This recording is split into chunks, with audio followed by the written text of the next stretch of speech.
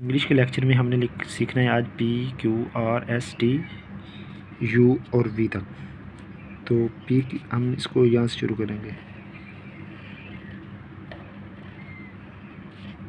P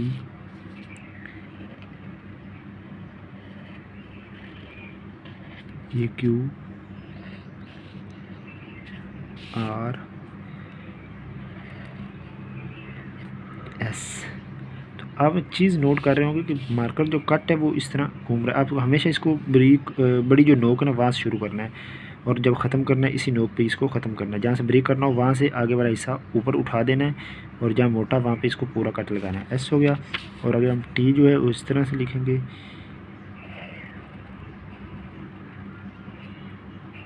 T U. ये देखिए ना, जहाँ से ब्रेक है वहाँ से मैं इसको ना ऐसे कर देता हूँ। जहाँ से मोटा लिखना हो पूरा, जहाँ से ब्रेक करना हो ऐसे ऊपर को उठा दिया जाता है। यू हो गया। और आज हमने P Q R S T U तक ही सीखना था। दोबारा देख लीजिएगा। इन सभी को मैं इकट्ठा करके लिख देता हूँ। पी क्यू आर एस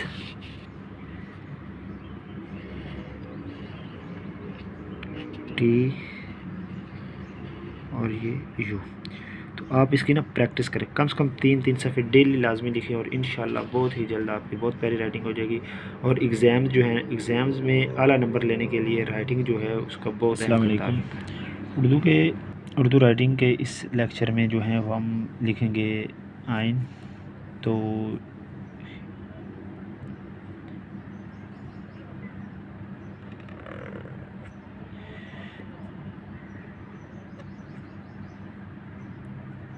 ख्याल रहे कि जीम की तरह जो है ना इसका भी ख्याल रखना कि ये जो कॉर्नर है ये बिल्कुल इसको टच करके गुजरे, इसको आगे पीछे ना हो ऐसे।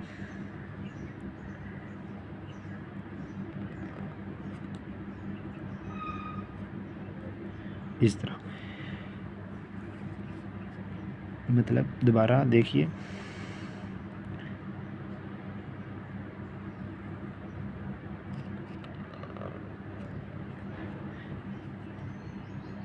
ये डॉट लगा के इसको यहाँ से ऐसे कर लें तो ये हो गया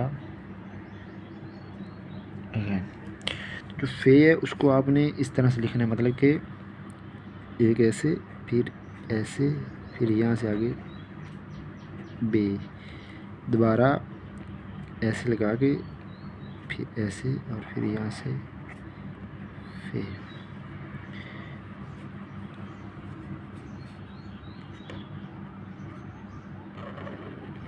हो गया ये। और काफ ये भी इसको ऐसे ही करके और ऐसे इसको फिर बाद में जोड़ दें। तो ख्याल रखें जब आपने काफ वैसे काट के बगैर लिखना है तो फिर ऐसे लिखना है, मतलब कि पेन वगैरह से लिख रहे हैं तो फिर इसको ऐसे लिखेंगे और फे को भी ऐसे लिखेंगे। लेकिन जब इसको कट वाली मार्कर के साथ लिखेंगे तो फिर आपने इस चीज़ का ख्याल रखना है, इसको ऐसे लिखना है काफ। और अब दूसरा काफ जो है डंडे वाला, सबसे पहले आपने अलिफ डालना है, यहाँ से आगे बे ऐसे और ये ऐसे, ये काफ मतलब एक चीज़ है ऐसे अलिफ बे। ख्याल रहे कि ये जो है ना इसको काफ़ी लंबा लिखना है, ये काफ इसकी खूबसूरती जो है ना वो इससे मेंटेन है। मतलब कि आप इसको डंडे को छोटा सा लिखेंगे और इसको काफ़ी लंबा कर देंगे तो ये ना अजीब सा लग रहा है, सही नहीं। असल काफ जो है वो ऐसे ही होगा। आगे लाम जो है, लाम के लिए सबसे पहले आपने अलिफ और नीचे नून इसको जोड़ देना है। दोबारा ख्याल रहे ऐसे लाम और ये लाम होगी, ये अलिफ और ये लाम। और एक दोस्त ने कमेंट में ये पूछा था कि जो आइन है वो साद में कैसे लिखते हैं, तो ये लिख के दिखाएं। ये देखिए आप देख रहे हैं साद, तो मसलन कि एक लफ्ज़ होता है बालिग,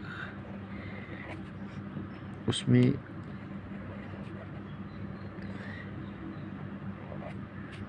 तो ये कैसे लिखते हैं, ये देखिए, ये यहाँ से इसको ऐसे, मसलन कि आप एक ना ये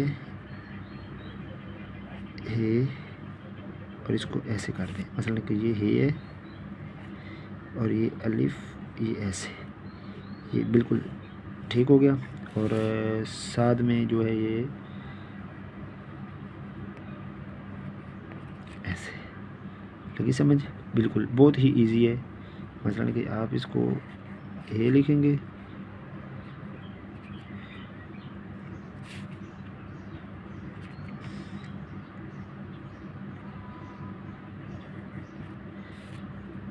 ऐसे, लगी बात समझ? और इंशाल्लाह जो है ना आप इसको बहुत अच्छी तरह जो है ना, इसको आप कम से कम 3-3 पेज जो हैं वो लाजमी प्रैक्टिस करें। आज हमने आइन, गैन, पे, काफ, गाफ और लाम को सीखा है। जज़ाकल्लाह।